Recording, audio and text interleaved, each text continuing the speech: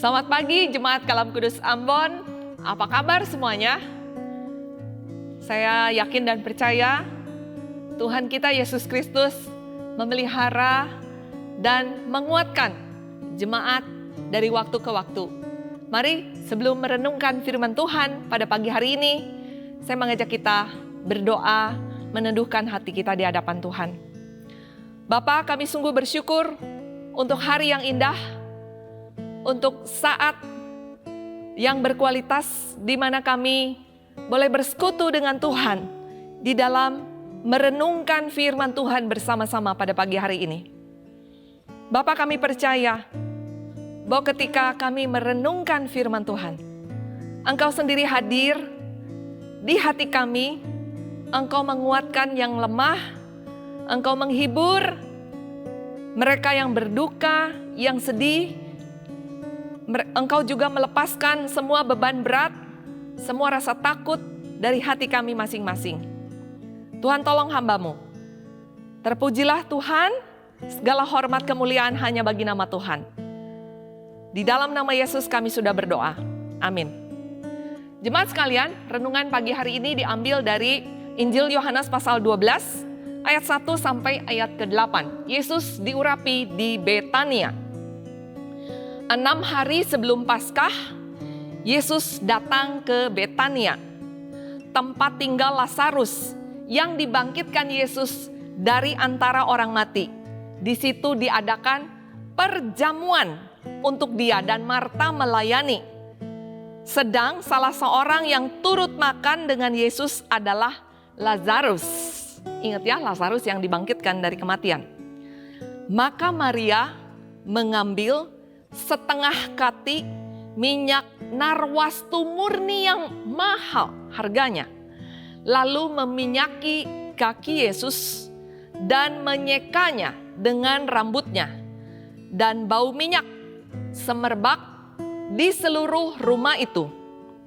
Tetapi Yudas Iskariot, seorang dari murid-murid Yesus yang akan segera menyerahkan dia, berkata, "Mengapa minyak narwastu ini tidak dijual 300 dinar dan uangnya diberikan kepada orang-orang miskin?" Hal itu dikatakannya bukan karena ia memperhatikan nasib orang-orang miskin, melainkan karena ia adalah seorang pencuri. Ia sering mengambil uang yang disimpan di dalam kas yang dipegangnya. Maka kata Yesus, "Biarkanlah dia," maksudnya Maria, "melakukan hal ini mengingat hari penguburanku. Karena orang-orang miskin selalu ada padamu, tetapi aku tidak akan selalu ada padamu." Jemaat sekalian, cerita ini selalu menjadi cerita meskipun sudah ribuan tahun terjadi, tetapi dikisahkan kembali untuk mengingat bagaimana ada seorang wanita yang mungkin pada waktu zaman itu, dia wanita biasa saja. Dia bernama Maria.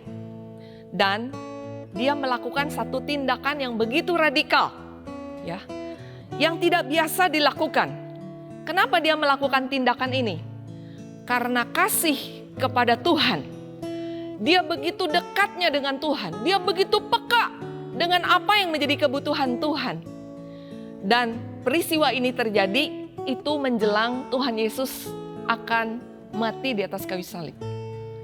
Dan justru Maria mengambil minyak narwastu murni yang mahal harganya, lalu kemudian mulai menuang minyak yang mahal itu, meminyaki mulai dari kaki Tuhan Yesus dan menyeka dengan rambutnya. Jemaat sekalian, rambut bagi seorang wanita itu adalah mahkota, kehormatan seorang wanita.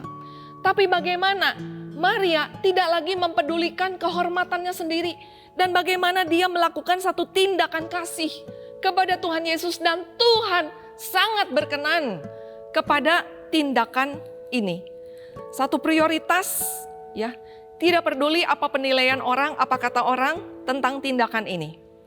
Kenapa Maria bisa melakukan hal ini? Karena dia orang yang benar-benar mengenal Tuhan. Ya. Nah, orang yang mencari perkenanan Tuhan lebih daripada perkenanan manusia. Ya. Dan hati-hati sekali dengan yang namanya tindakan yang radikal.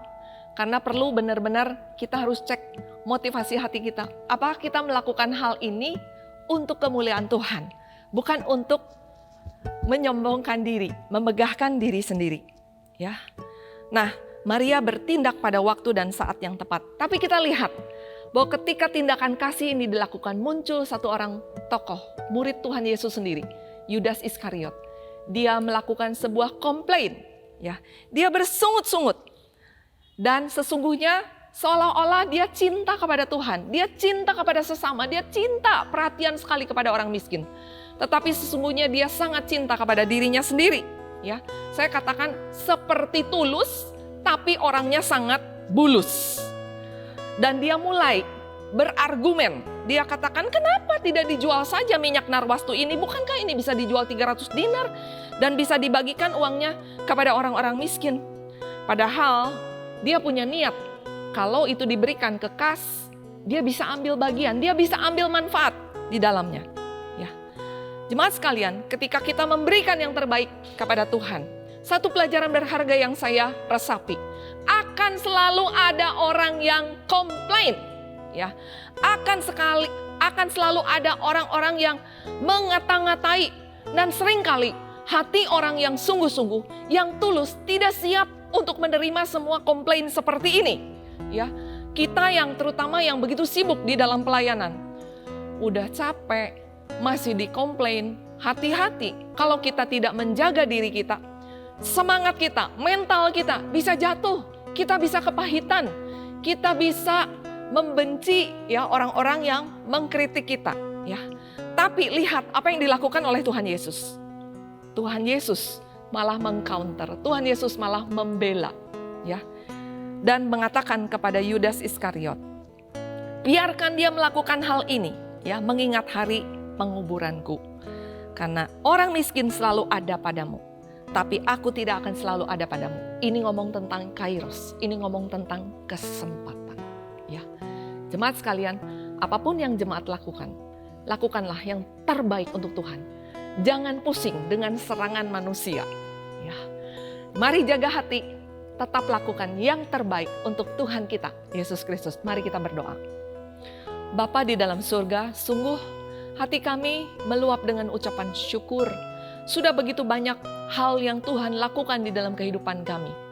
Tolong kami ya Tuhan, agar kami seperti Maria, peka terhadap apa yang menjadi kehendak-Mu, kerinduan-Mu Tuhan. Dan kami tidak pusing dengan semua serangan-serangan manusia, komplain-komplain manusia yang bisa melemahkan semangat kami melayani. Biarlah Tuhan, kami tahu firman Tuhan yang menjadi jaminan buat kami. Engkau sendiri yang akan mengcounter, berhadapan dengan orang-orang tersebut. Terima kasih ya Bapa. Kami berdoa dan mengucap syukur di dalam nama Yesus. Amin. Sampai jumpa. Tuhan berkati.